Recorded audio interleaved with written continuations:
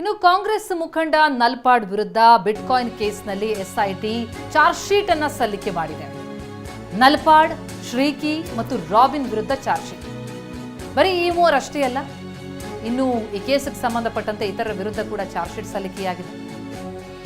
Nalpad commission ತೆಗೆದುಕೊಂಡಿದ್ದಾರೆ ಎನ್ನುವಂತಹ ಆರೋಪದ ಅಡಿಯಲ್ಲಿ ಈಗ ಅವರ ವಿರುದ್ಧವೂ ಕೂಡ ಚಾರ್ಜ್ ಶೀಟ್. ಈ ಬಿಟ್ಕಾಯಿನ್ ಹಗರಣದಲ್ಲಿ ಆರಂಭದಿಂದಲೂ ಕೂಡ ಶ್ರೀಕಿ ಜೊತೆ ನಲ್ಪಾಡ್ಗೆ ನಂಟಿದೆ ಅನ್ನುವಂಥ ಕಾರಣಕ್ಕಾಗಿ ಅವರ ಮೇಲೆ ಸಾಕಷ್ಟು ಬಾರಿ ಇಡಿ ವಿಚಾರಣೆ ಕೂಡ ನಡೆಸಿತ್ತು. ಈಗ ಚಾರ್ಜ್ ಶೀಟ್. ಇನ್ನು ನಲಪಾಡ್ಗೆ ಹಣ ಸಂದಾಯದ ಬಗ್ಗೆ ಕೂಡ ಎಸ್ಐಟಿ ಉಲ್ಲೇಖ ಮಾಡಿದ್ದು, ಬಿಟ್ಕಾಯಿನ್ ನಗದೀಕರಣಕ್ಕೆ ನಲಪಾಡ್ಗೆ ಸಂಪರ್ಕ ಇದೆ ಎಂದು ಹೇಳಲಾಗಿದೆ. ಇನ್ನು ಮೊಹಮ್ಮದ್ ನಲಪಾಡ್ ಸಂಪರ್ಕ ಮಾಡಿರ್ತಾನೆ ಶ್ರೀಕಿ. ನಲಪಾಡ್ನ ಮುಂಬೈ ಸ್ನೇಹಿತನಿಂದ ನಗದೀಕರಣ ಮಾಡಲಾಗಿರುತ್ತೆ. ಕಮಿಷನ್ ನಲ್ಲಿ ನಲಪಾಡ್ಗೂ ಕೂಡ ಇದ್ರ ಬಗ್ಗೆ ಪಾಲು ಕೂಡ ಹೋಗಿರೋದು ಕೂಡ ಪತ್ತೆಯಾಗಿದ್ದು, ಚಾರ್ಜ್ ಶೀಟ್ನಲ್ಲಿ ಎಸ್ಐಟಿ ತಂಡ ಈ ಅಂಶಗಳನ್ನು ಕೂಡ ಉಲ್ಲೇಖ ಮಾಡಿದೆ.